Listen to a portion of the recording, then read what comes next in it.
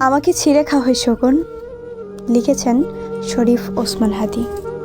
আবৃত্তি করছি আমি সালমা জাহান। হে সীমান্তের শকুন, এক্ষুনি ছিঁড়ে খাও আমাকে। হে আটলান্টিকার ঈগল, শিগগির খুবলে খাও আমাকে।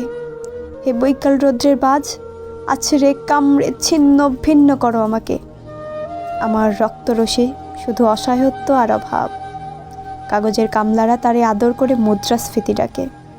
ঋণের চাপে নীল হয়ে যাচ্ছে আমার অনুচত্রিকা।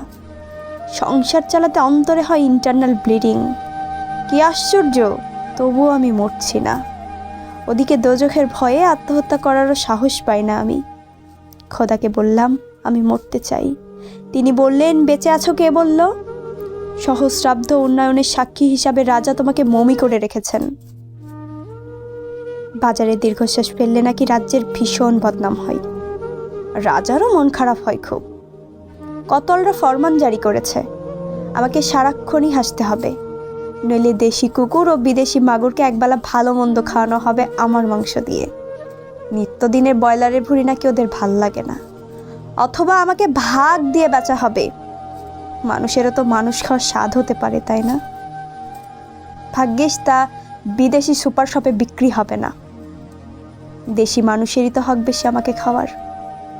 এ দোজখই যখন নিয়তি, তখন আমি উদাম হয়ে ডাকছি দুনিয়ার শ্রেষ্ঠ মাংসাশী বিহজ্ঞদের। হে ঈগল, চিল ও ভয়ঙ্কর বাজেরা, হে সাম্রাজ্যবাদী সাহসী শকুনরা, তোমরা F-35 মতো, MiG-29 মতো দল বেঁধে হামলে পড়ো আমার বুকে। আমার রান, থান, চক্ষু, কলিজা আজ সব তোমাদের গনিমতের মাল। দেশি শুয়োর খুবলে খাওয়ার আগেই আমার ইচ্ছা মতো ছিঁড়ে খাও তোমরা। দোহাই দোহাই, শুধু মস্তিষ্কটা খেও না আমার, তা না হলে শীঘ্রই দাস হয়ে যাবে তোমরাও।